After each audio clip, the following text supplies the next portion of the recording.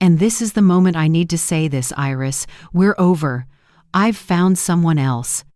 The chime of a champagne glass tapping the mic rang clear, and then the room fell silent. Crystal lights washed over my husband's face, the man I'd loved and trusted for 33 years now, abandoning me on our son's happiest day. Across the table, his secretary in a blazing red dress lifted her chin and smiled like she'd just been crowned. I saw my son's eyes flare. His chair almost tipped. "Dad, stop it right now," he shouted, his voice shaking with anger and hurt. I just put my hand on his shoulder and gave a tiny shake of my head. No tears fell, but my heart felt like it shattered into 1,000 pieces. I told myself, no, not this time. I won't be silent. I unzipped my purse, set a manila envelope on the white tablecloth like a nail in a coffin, and nudged it toward my husband. "Thanks for the heads up," I said, strangely calm. I kissed my son's forehead and turned to leave. Moments later, the rip of paper and a horrified scream tore through the hall behind me. If you're still listening, tell me where you're watching from. Every comment you leave is another mark in this journey. And if this story has touched you, don't forget to hit like so it can reach even further. I'm Iris Montgomery, 65, living in Oregon. All my life I believed in two things, family and promises. Today, both collapsed at once. Leonard Pierce, the man I used to call my husband, chose to end our 33-year marriage at our only son's wedding reception. And bitterly, he chose our child's brightest moment to bury my dignity. That night at Willowbrook Hall had been planned down to the last detail. White roses tipped with gold, long silk ribbons draped across the chairs, and soft jazz floating under crystal chandeliers. Nolan, my son in a sharp black tux, holding hands with his radiant new wife Grace, like the world had narrowed to just the two of them. I thought, if life only gives us a few perfect moments, this had to be one. The chair to my right was empty. Leonard had stepped out for a work call, which wasn't unusual. He was always busy. Busy enough to forget my birthday. Busy enough to miss Nolan's school performances. I once told myself, successful men are busy. That's normal. But that night, something uneasy stirred. When the salads came, I saw Tessa Clark walk in. She was only 29, Leonard's secretary, and what chilled me was the fire-red dress. She chose the color no one wears to a wedding unless they want to be seen. She smiled at me like an old friend, her red lips curled in a dare. Diamonds flashed under the lights, the kind Leonard never gave me, but I knew he could afford. I drew a long breath, offered a polite smile, and turned back to the table. But when Leonard returned, his eyes held Tessa's just long enough for everyone nearby to notice. I knew what was coming. I just didn't expect him to choose here, among friends and colleagues, and in front of his own son. Leonard raised his glass and tapped it with a spoon. The sound rolled across the room like a summons to silence. He smiled that smile I once thought was mine alone, and spoke with a calm that chilled me. "Before we wrap up tonight, I have something to say. 33 years is a long road, but every journey has an end. Iris and we've reached ours." The words were so clear I could hear a wineglass pause mid-air and someone swallow hard.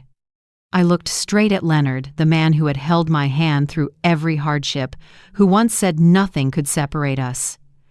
Now he stood there, dropping each word like a knife. Then Leonard turned, gesturing toward Tessa, my new partner, Tessa Clark. The room went dead still. A few older women drew sharp breaths. Whispers flared in a far corner. Grace, the new bride, lowered her head, gripping Nolan's arm. My son shot to his feet, chair skidding, and burst out, "Dad, stop! What are you doing? This is my wedding!" I set my hand on his shoulder and looked into his eyes so much like Leonard's before life hardened them, honest and clear. "It's okay," I whispered, calmer than I felt. "I can handle this." No tears. I'd spent enough of them over 33 years. What filled me now was pure clarity. I knew exactly what was happening, the pitying looks, the murmurs threading around the tables. But I hadn't come here to be Leonard's victim. I came to end the story on my terms. I unzipped my purse slowly and took out the manila envelope I'd carried for weeks. Light glanced off the dull yellow paper so ordinary no one would guess it was a weapon. I set it on the white cloth and slid it toward Leonard, saying only, "Thanks for the notice, Leonard." His face froze, briefly confused, then curled in a smirk. He still thought he held the power. I bent to kiss Nolan's forehead and murmured, "Stay, son. I need to leave." I walked away under 100 staring eyes, head high, back straight. Behind me came the scrape of chairs, the hum of voices returning, and then the rip of paper, followed by a scream of fury and panic that echoed like thunder. I didn't need to turn to know Leonard was staring at what I'd prepared, a divorce petition filed that very morning, along with printed proof of the affair, every figure, every transaction, every trace of his betrayal. At the door, I laid my hand on the glass as crystal light fractured like 1,000 shards of the past. I breathed in the scent of white roses I'd chosen for my son, the fragrance of beginnings. Chaos erupted behind me, but inside I was strangely still. I pressed my lips together and whispered, "Just for me. It's begun." I pushed the door open and stepped into the night, leaving behind the noise, the lights, and a man facing the harvest of what he'd sown. That night, Oregon air had a bite, a breeze skimmed the rose garden along the path. I walked slowly, heels tapping a small, steady rhythm on the stone.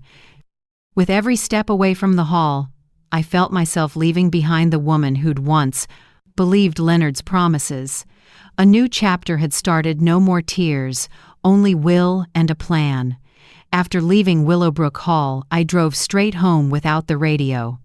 Just the hiss of wind past the window and streetlights sliding over the wheel. My mind felt blank, but my heart didn't. It was full of the image of my husband, standing in our son's wedding hall, wearing a smug smile and speaking like a man finally relieved of a burden. At home, I sat at the kitchen table, slipped off my shoes, and looked around the room where I'd cooked thousands of meals, hosted birthdays, celebrated Christmas, trimmed trees, and I realized, for 33 years, I'd been living someone else's life, a life of waiting until things are stable, of sacrifice, of silence. In 1992, I was different. I was Iris Montgomery, 34, a passionate home cook with a dream to open a small place called Iris's Hearth My Hearth.